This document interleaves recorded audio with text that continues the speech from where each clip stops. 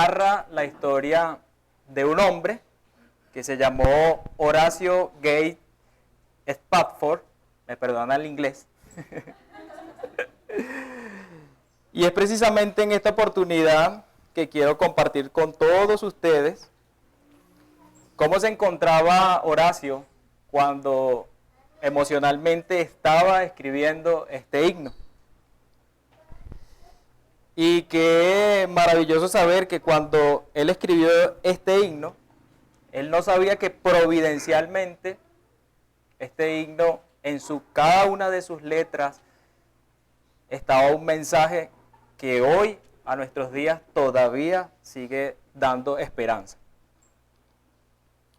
¿Saben por qué? Porque estoy bien. Me permiten leerles un tanto el resumen que hice de la historia de Horacio Spafford. Cuenta la historia que para el año de 1861, Horacio Spafford contrajo matrimonio con una noruega llamada Anna Larsen a la edad de 33 años. Horacio era un devoto presbiteriano y exitoso abogado americano. Y es de esta forma que comienza esta vida llena de adversidades de esta joven pareja, que pierden su primer hijo a la edad de 4 años. Comenzando así la serie de circunstancias aflictivas que atentarían contra la paz espiritual y seguridad terrenal que habían sostenido sus primeros años, no solo su matrimonio, sino su vida familiar y su casa. Luego Horacio y Ana tuvieron 4 hijas más. 10 años más tarde, para el año de 1871, el exitoso abogado fue afectado económicamente por el Gran Fuego de Chicago.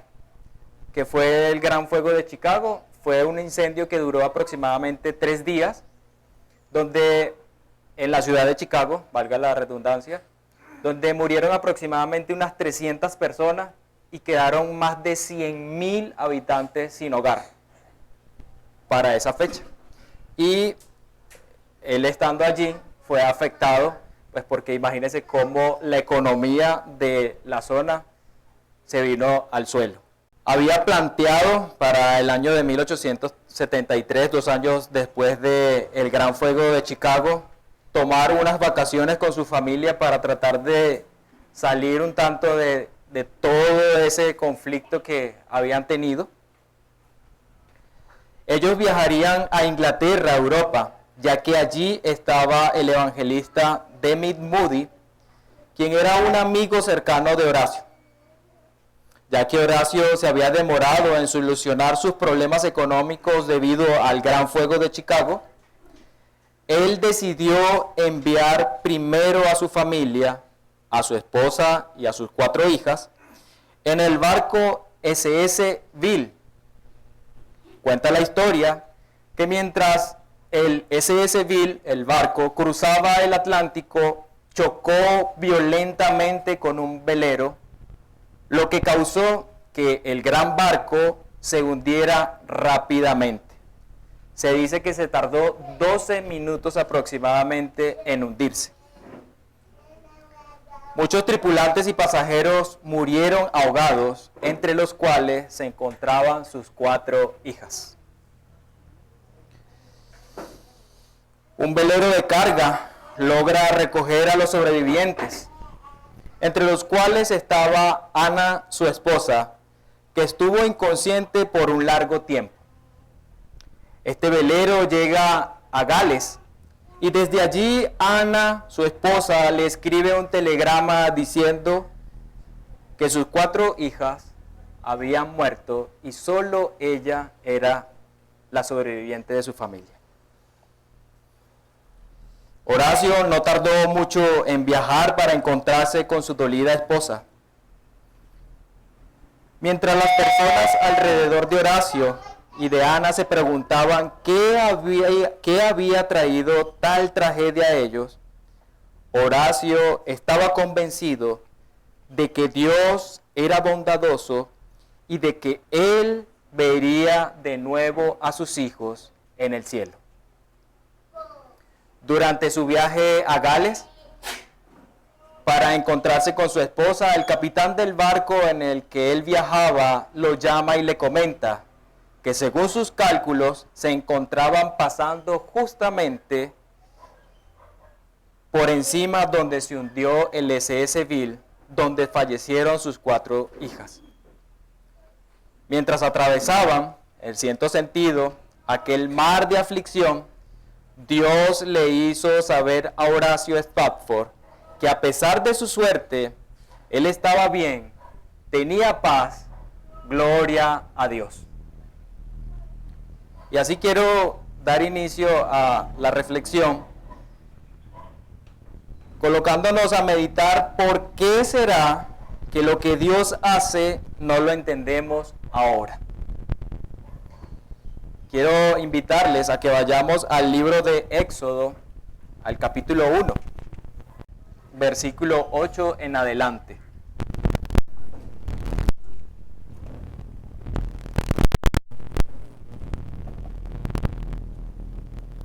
Y para aquellos que toman nota, la primera sección que he sacado acá del capítulo 1 de Éxodo, le puse lo que estaba pasando en estos momentos. ¿Y cuál era el contexto actual del pueblo de Israel en frente a la hambruna donde se encontraba? Es importante pues mencionarle que para poder llegar acá a Éxodo capítulo 1 verso 8, recordar que Génesis acaba de culminar, el libro de Génesis, y en el libro de Génesis culmina con José siendo el principal, ¿cierto? Del reinado de ¿quién? De Egipto, ¿verdad? Había una hambruna, pero hay algo muy particular. El nuevo faraón, dice verso 8, entre tanto, el nuevo faraón que se levanta sobre Egipto, un nuevo rey que no conocía a José, y dijo a su pueblo: he aquí, el pueblo de los hijos de Israel es mayor y más fuerte que nosotros.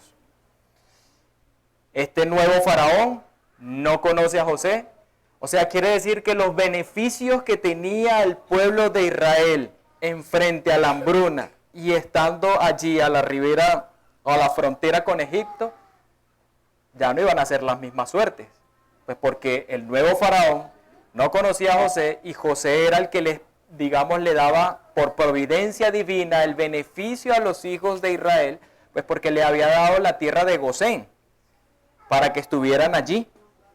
Pero este pueblo había crecido en número. Veía este nuevo faraón que este pueblo había crecido en número y seguía mencionando que ahora pues seamos sabios para con él, para con este pueblo de Israel, para que no se multiplique y acontezca que viniendo en guerra, él también se una a nosotros, a nuestros enemigos y pelee contra nosotros y se vaya de la tierra. Hay que recordar también que a Egipto no le convenía que los hijos de Israel se fueran de Egipto. ¿Por qué? Pues porque ellos eran sus esclavos. Ellos eran la mano de trabajo de Egipto. Entonces, si se levantaba algún pueblo en contra de ellos, este pueblo que estaba multiplicado, que era numeroso, que veía a este faraón que eran muchos, se iba a levantar en contra de ellos y se iban a ir y la mano de obra de trabajo de Egipto se iba a acabar.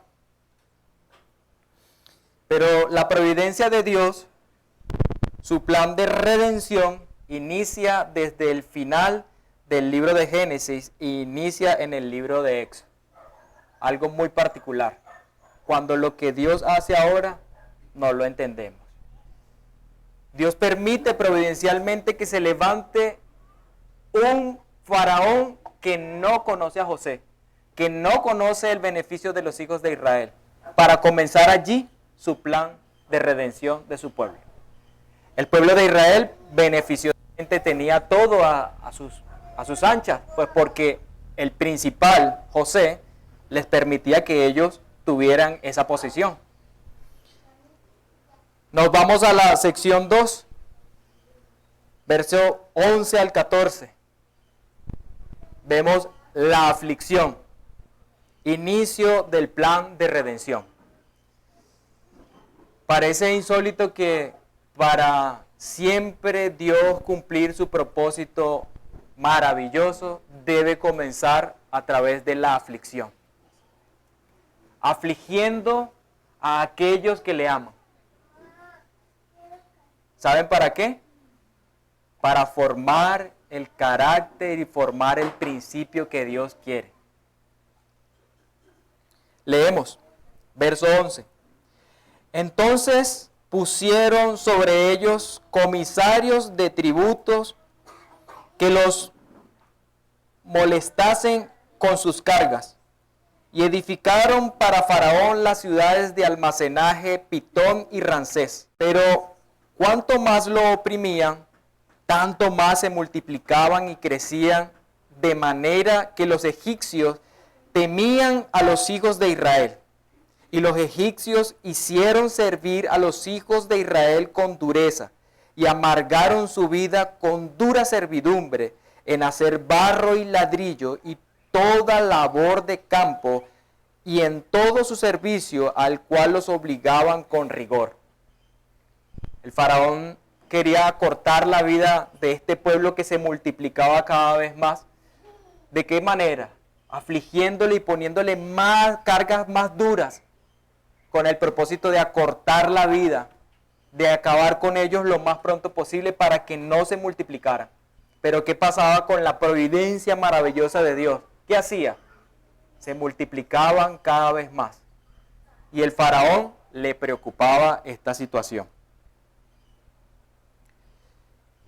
Si vemos esto y nos preguntamos, ¿cuál creen ustedes que sería la denominación o a quién nosotros como cristianos denominaríamos hoy en día como el mejor y mayor personaje del Antiguo Testamento? Si evaluaríamos a Adán, sería un muy buen candidato. Adán, padre de todos. Eva, la madre, quedaría también bien candidateada. ¿Qué les parece a Abraham? Mucho mejor, ¿verdad? Padre de la fe. O David, ¿será mejor David? El rey, el que era como la antítesis de Jesucristo, el rey David. Pero si les pongo en este contexto a Moisés, ¿qué les parece?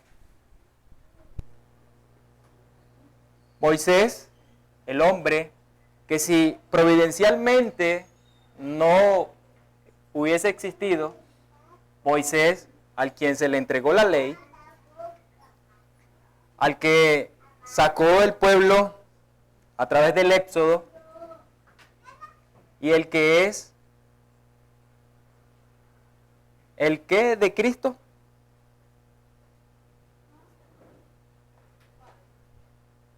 ¿Qué es Moisés? Como Cristo. ¿En qué se parece? Libertador. Imagínense que providencialmente Dios no hubiese colocado a Moisés. El pueblo de Israel no existiera. Y si el pueblo de Israel no existiera a través del Éxodo, ¿será que nosotros como hijos de Dios existiéramos? Dios afligió a su pueblo e inició este plan de redención a través de providencialmente a buscar un hombre que se llamó Moisés. Dios da al mundo a Moisés en su soberanía. Cuando seguimos leyendo, vemos que hay un nuevo programa de malos pensamientos acerca del faraón, haciendo que ¿qué? Leemos el verso que continúa.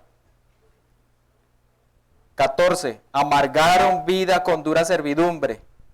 El 15. Y habló el rey de Egipto a las parteras de las hebreas, una de las cuales se llamaba Cifra y otra Fua, y les dijo: cuando asistáis a las hebreas en sus partos y veáis el sexo, si es hijo, matadlo, y si es hija, entonces que viva. ¿En qué se les parece esta narración con respecto a Herodes en la época de Cristo? Este pueblo y este rey no solamente estaba avalando, como lo decían hoy en día, el aborto, sino el infanticidio. Ya había programado: vamos a matar a todos los hijos varones del pueblo de Israel para que no se multipliquen más. Pero Dios, en su plan soberano y en su providencia, ya tenía todo preparado. Continuamos el verso 17. Pero las parteras temieron a Dios y no hicieron como les mandó el rey de Egipto, sino que perseveraron la vida a los niños. Preservaron, la vida de los niños. Y el rey de Egipto hizo llamar a las parteras y les dijo: ¿por qué habéis hecho esto, que habéis preservado la vida de los niños? Imagínense el gran hombre del mundo, el más poderoso que existía en la época, ponerse en ese contexto, esas parteras, y haberse negado a preservar la vida de los hijos de Israel. ¿Qué les tocaba a ellas? Morir. Mas sin embargo, Dios, ¿qué hizo?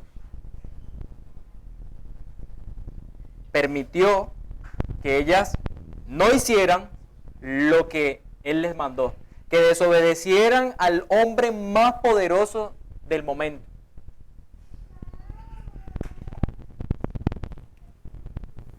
Y eso nos lleva a la tercera que le puse: el deseo maligno de frustrar el plan de redención. El faraón quiso frustrar por completo el plan de redención, mas sin embargo Dios se valió del temor, y a través del temor logró que existiera Moisés, logró que existiera la ley, y logró que perseveraran los hijos de Israel. Sigo leyendo, verso 19. Y las parteras respondieron a Faraón: porque las mujeres hebreas no son como las egipcias, pues son robustas y dan luz antes que las parteras vengan a ellas. Y Dios hizo bien a las parteras, y el pueblo se multiplicó y se fortaleció en gran manera. Fíjense que aquí existe lo que denomina la ética bíblica una mentira piadosa. ¿Cómo puede existir una mentira justa? ¿Cómo es que existe una mentira justa? ¿Será que, si los coloco a ustedes en contexto, si viene un enemigo o un ladrón y les pregunta dónde está su hijo amado, qué le dirían ustedes? Ah, está allí escondido en el closet. Ve y búscalo. ¿Será que harían eso? Lo mismo hizo Dios. Y la ética bíblica dice: siempre debemos obedecer a los magistrados civiles, a menos que nos ordenen hacer algo que Dios nos prohíbe, o nos prohíban hacer algo que Dios ordena.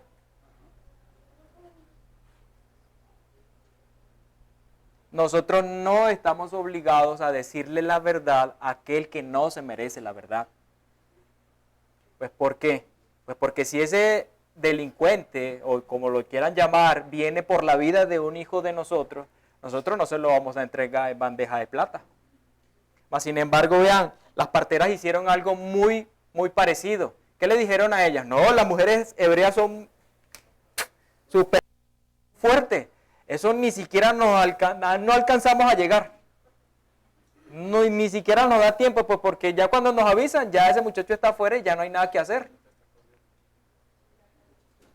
Se valieron de una mentira piadosa para resguardar el plan de redención que Dios tenía desde la eternidad. Hay que recordar, hay santidad en la verdad y debemos decir la verdad siempre que podamos. Y como principio, siempre debemos decir la verdad a quien se le debe la verdad. Es decir, debemos decir la verdad y nada más que la verdad en el caso de justicia. Pero si nuestro enemigo cruza nuestras fronteras y quiere saber dónde está ubicada nuestra defensa, no estamos obligados a revelar esa información. Y así llegamos a la sección número 4, el plan de redención. Capítulo 2 del verso 1 al 4. Un varón de la familia de Levi fue y tomó por mujer a una hija de Leví, la que concebió y dio a luz un hijo, y viendo lo que era hermoso, le tuvo escondido 3 meses. Pero no pudieron ocultarle más tiempo. Tomó una arquilla de juncos y la calafateó con asfalto y brea, y colocó en ella al niño, y lo puso en un carrizal a la orilla del río. Y una hermana suya, una hermana del niño, se puso a lo lejos para ver lo que acontecería. Y dentro de este plan de redención vemos la benevolencia de Dios, la soberanía de Dios y la providencia de Dios. ¿Por qué vamos a ver la providencia de Dios? Porque vemos el verso 5, y la hija de Faraón descendió a lavarse al río. Providencialmente Dios dispuso en el corazón de la hija de Faraón, el hombre más poderoso del mundo, que había mandado acabar a todos los niños de los hebreos, y esta mujer tuvo que ocultar por 3 meses. Imagínense ocultar por 3 meses a un niño. ¿Cómo lo callas cuando llora? ¿Cómo haría? Pero ahí estaba la benevolencia y soberanía de Dios, callando y manteniendo a ese niño quieto para que no lo buscaran, pero ya no pudieron ocultarlo más, y actúa, ya se vio la benevolencia y la soberanía de Dios, y actúa ahora la providencia de Dios, y pone en el corazón de esta mujer: tíralo al río, haz esto y tíralo al río. Y se levanta ¿quién? La hija del faraón, del hombre más poderoso del mundo. Y pasándose sus doncellas por la ribera del río, vio ella a la arquilla en el carrizal, y envió una criada suya a que la tomase. Y cuando la abrió, vio al niño, y he aquí que el niño lloraba, y teniendo compasión de él, dijo: de los niños de los hebreos es este. ¿Será que quién podría resguardar más seguramente la vida de este niño sino la hija del faraón? O sea, la hija del faraón iba a decir: papá, mire lo que me conseguí, es una hija de hebreo, mátalo. No creo que él iba a decir eso. Pues porque hay una expresión que está aquí en la Biblia, que teniendo compasión de él. Sigo, verso 7. Entonces su hermana dijo a la hija de Faraón. ¿La hermana de quién? La hermana de Moisés. Iré a llamarte a una nodriza de las hebreas para que te críe este niño. Y la hija de Faraón le respondió: ve. Entonces fue la doncella y llamó a la madre del niño, a nada más y nada menos, a la cual dijo a la hija de Faraón, lleva a este niño y críamelo, y yo te lo pagaré. Y la mujer tomó al niño y lo crió. O sea, imagínense, iba a criar a su propio hijo y de paso le iban a pagar.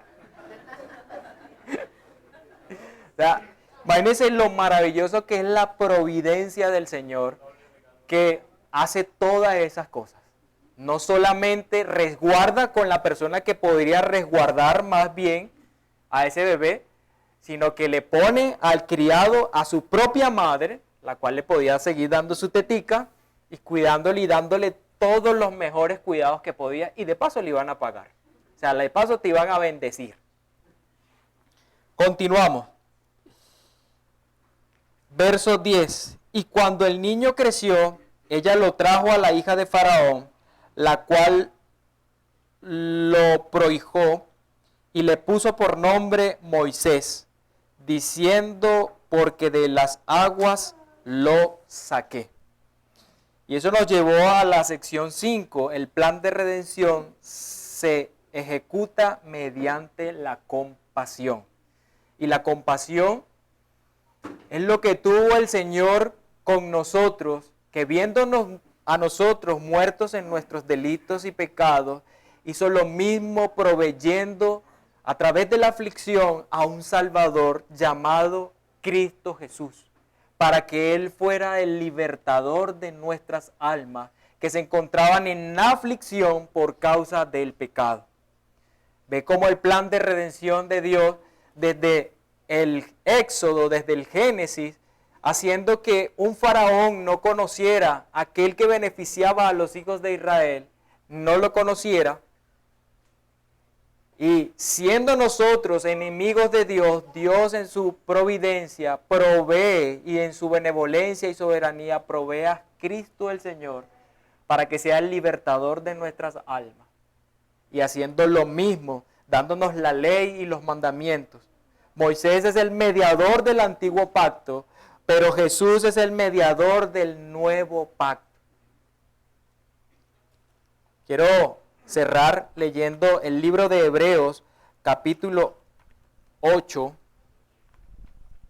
verso del 6 al 13, y dice, pero ahora tanto mejor misterio es el suyo, cuanto es mediador de un mejor pacto, estableció sobre mejores promesas, porque si aquel primero hubiera sido sin defecto, y conocemos que este primer pacto con Moisés tuvo defectos, ciertamente no hubiera procurado lugar para el segundo, porque reprendiéndolos dice, he aquí, vienen días, dice el Señor, en que estableceré con la casa de Israel y la casa de Judá un nuevo pacto, no como el pacto que hice con sus padres el día que los tomé de la mano para sacarlos de la tierra de Egipto, porque ellos no permanecieron en mi pacto, y yo me desentendí de ellos, dice el Señor, por lo cual este es el pacto que haré con la casa de Israel desde aquellos días, dice el Señor.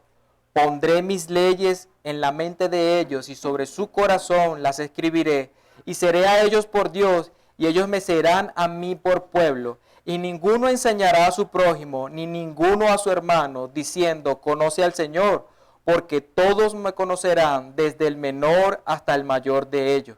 Pero seré propicio a sus injusticias, y nunca más me acordaré de sus pecados y de sus iniquidades. Al decir, nuevo pacto ha dado por viejo al primero, y lo que se da por viejo y se envejece está próximo a desaparecer.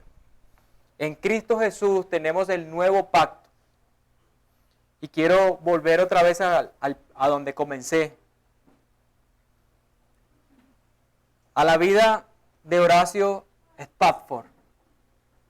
En un mar de aflicciones, él tenía algo presente, que él vería nuevamente a sus hijas en el cielo. Tenía una seguridad, la cual se la estaba otorgando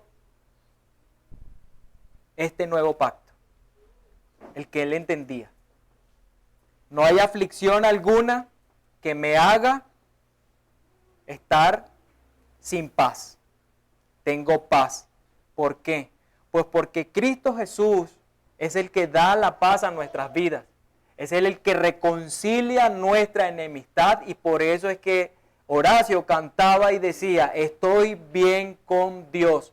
Pues porque ya la enemistad que él tenía con Dios ya había sido rota por el nuevo pacto en Cristo Jesús. Ya él estaba bien con Dios y tenía la esperanza de volver a ver a sus hijos. ¿Por qué? Pues porque había dejado el legado en sus hijas. Le había predicado el evangelio a sus hijas. Y posiblemente él entendía que había frutos dignos de arrepentimiento de sus hijas y eso le traía a él tranquilidad y decía, gloria a Dios, estoy bien, tengo paz. Y de esa misma manera nosotros con ese nuevo pacto queremos recordar a través de los elementos de la cena que Cristo el Señor hizo ese nuevo pacto en su sangre. Y nosotros queremos recordar que estamos bien con nuestro Dios.